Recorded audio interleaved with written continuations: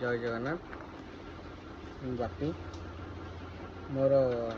दुकान टे अच्छी जय जगन्नाथ स्टोर ना रे। तो मु वीडियो कर कारण हूँ कि ये मत ग्रोथ ऑफ एजेंसी वाला गोटे क्वालिटी वाल डिफ्रिज देते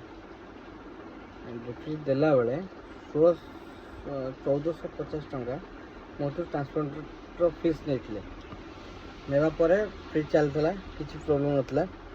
तांका रिसेंटली गोटे पिला आसी मार्केटिंग तार तो बिहेवियर पूरा बेकार अच्छे।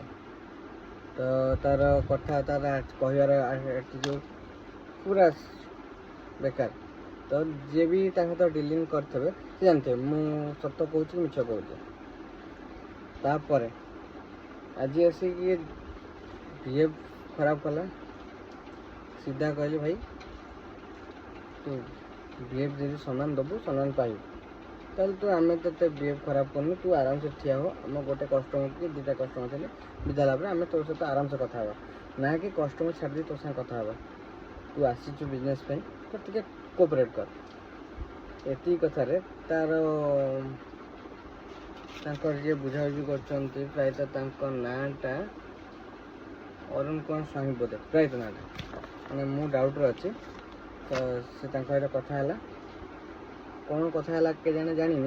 सी मत कहले कि भाई कथा बोले को भाई ना मालिक कथा है ठीक है दे ना सी कहते भाई आप प्रोब्लेम कौन मैं भाई मुझे फोन कर आप फोन कर मुझे फोन करता मो तरफ कौन प्रोब्लेम होता मुझे जानी तो आप कौन करते आप करेंगे ना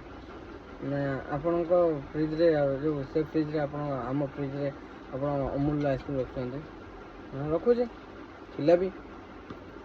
तापर से कहले कि आप आम फ्रिज क्या रखुच्च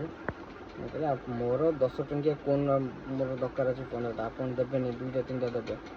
तो मोर रिक्वायरमेंट फिल हुआ दरकार ना। तो मुझे जो भी आने मुझे मना करनी आप बिल कर प्रति हफ्ताह बिल भी होती आप 2-3 हज़ार टाँग बिलिंग कर कहले ना मुझे 5 हज़ार बिल कर मोर सख्य अच्छे कारण आप शीशे माल दौना मत तो ये कथा कहपर तो किसी बचस है से बचस भितर कहले कि ठीक अच्छे आम फ्रिजटा आमको रिटर्न कर दिया ठीक अच्छे जदि मो फ्रिज तुम फ्रिजटा तुम नहीं जीव जेहतु तुम देच मो फ्रिज मुझे किणी मो बिल ना कि भी नहीं तुम फ्रिजटा मुझे मानुचे मुझे